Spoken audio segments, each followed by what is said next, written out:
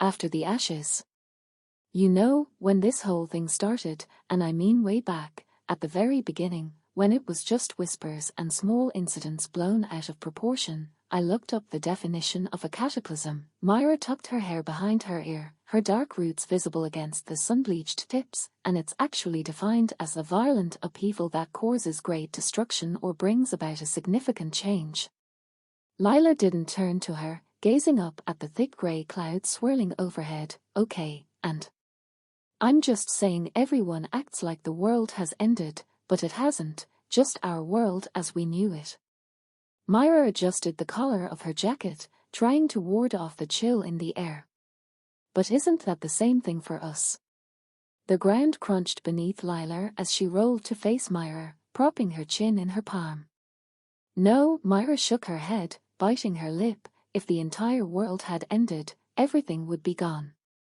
Obviously, she gestured around at the desolate landscape below their hilltop. That hasn't happened, because we're still here. I think our version of the world has just collapsed, and Earth is preparing to rebuild itself. Lyla hummed softly, rolling onto her back. Are you even listening to me? Of course, Lyla replied, her voice playful. It's just that I'm imagining what comes next. She closed her eyes, picturing a future filled with life, not destruction. Myra raised an eyebrow. Okay, so what do you think will happen? Maybe new beginnings will emerge from the ashes. Like a phoenix, right? Lyla said with a grin. Myra nodded slowly. That's definitely a possibility. But I have an idea just in case. Curiosity piqued, Lyla sat up and brushed the dirt from her clothes. Okay, what is it? Myra's eyes brightened as she leaned forward, excitement bubbling within her. What if we write our own story? You know, one that future generations could read and learn from. Like a new mythology, built on love and resilience. Her enthusiasm faded slightly as she added, if you want to. Lyla's face lit up. Oh my gosh, yes. That's brilliant. Myra beamed, pulling out an old notebook from her worn backpack and retrieving a pen from her pocket. All right, so this pen is nearly out of ink, and this notebook is mostly filled with my old sketches, so we need to make it count. She flipped to a blank page, its surface dimmed by the overcast sky. Where should we start? Lyla leaned closer, nudging Myra playfully. We should begin with how everything fell apart and then how it can be rebuilt again. Right. This is going to be great, Lyla grinned, the gleam in her eyes full of mischief. She took the notebook and pen, ready to write. Once, the world was filled with vibrant life. But then came a time of chaos, and the skies darkened, shadows swept across the land, bringing despair. Yet, amidst the ruin, two girls remained, bound together by hope and love. As they sat upon a hill, watching the remnants of the world, they realized they were stronger than the devastation around them. And as they embraced, the darkness began to retreat, realizing it could not extinguish their light. Wait, Myra grabbed Lyla's arm and pointed over the horizon. Look. The land beneath them seemed to tremble, and the dark clouds began to part, revealing patches of blue sky. What's happening? Lyla whispered, her voice barely audible.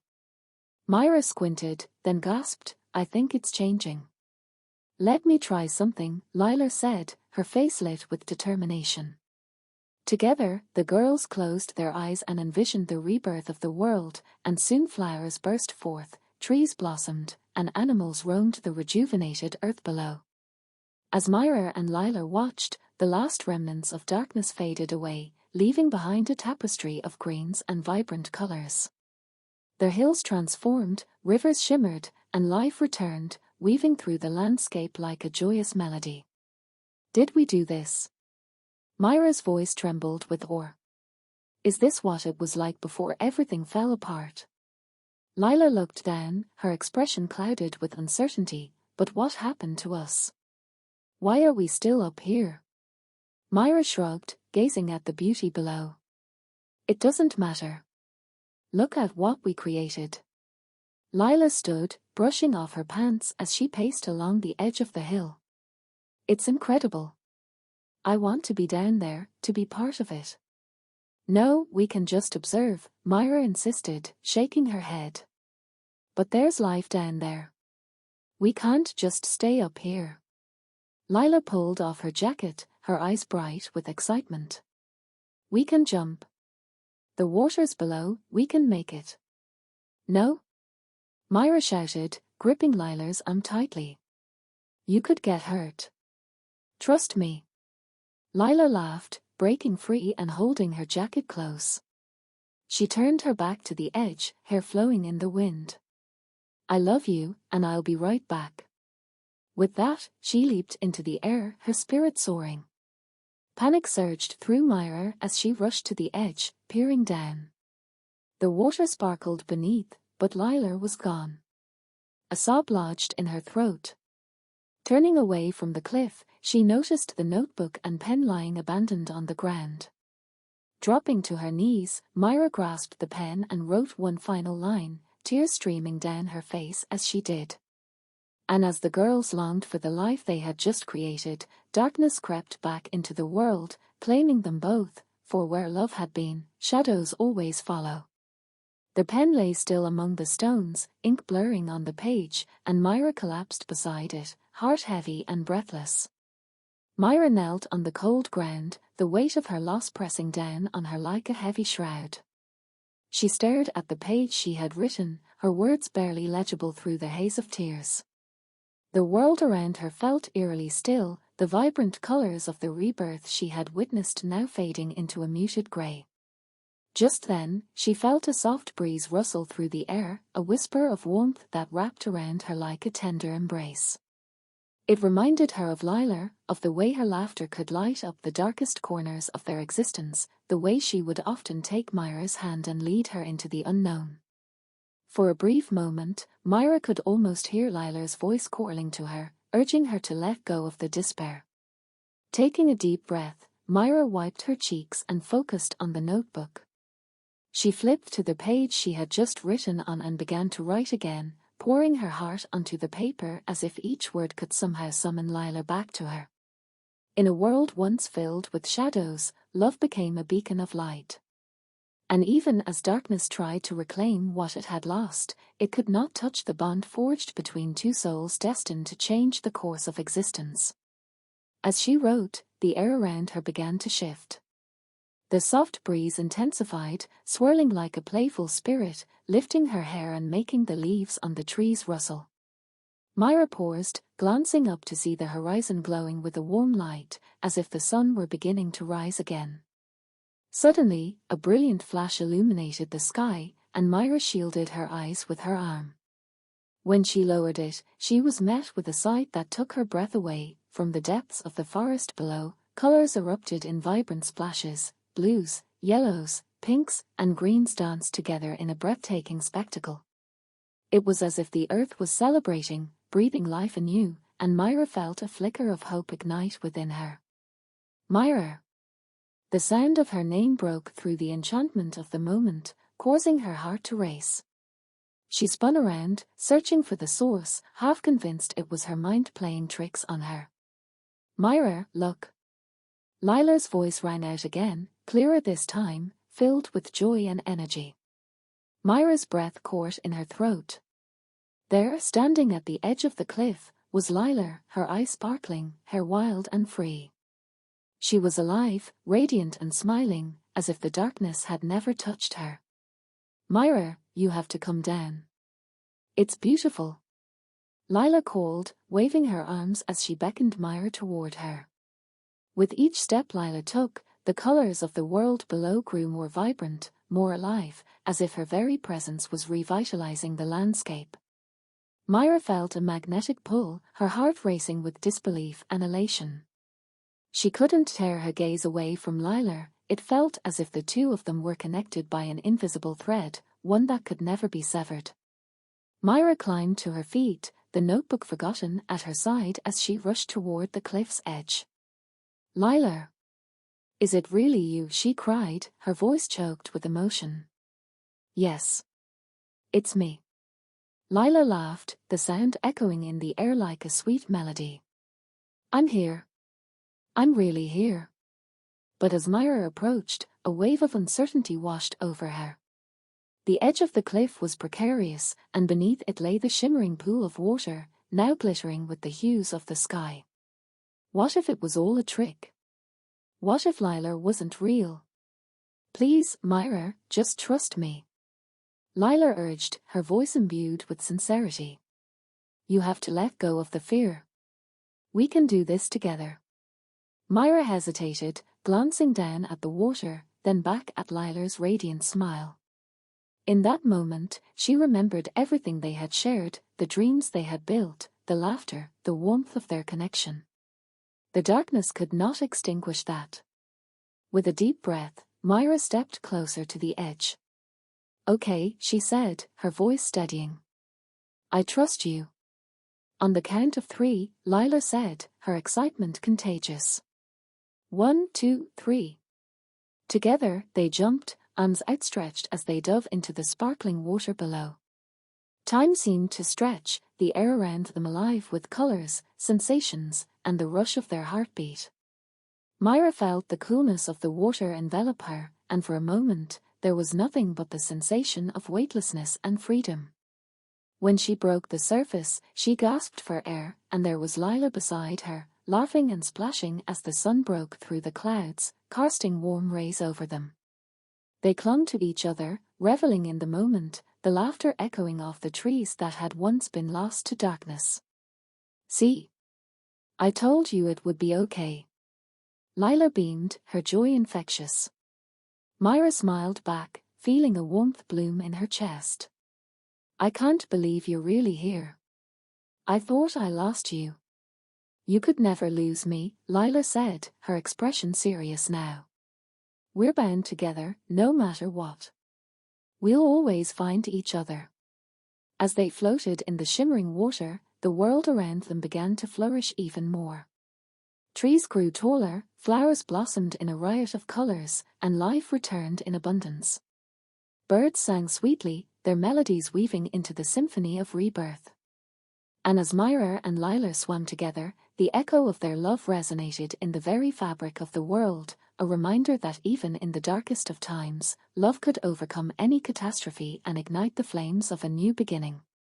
Together, they would write the story of the world anew, a tale woven with hope, resilience, and the unbreakable bond they shared. As Myra and Lyla swam together, laughter ringing out like a bell, they felt the world around them come alive in a way they had never experienced. The water shimmered with brilliant colors, reflecting the blues of the sky and the greens of the forest beyond. Each stroke through the water seemed to awaken the very essence of the earth, as if they were breathing life into it with their joy.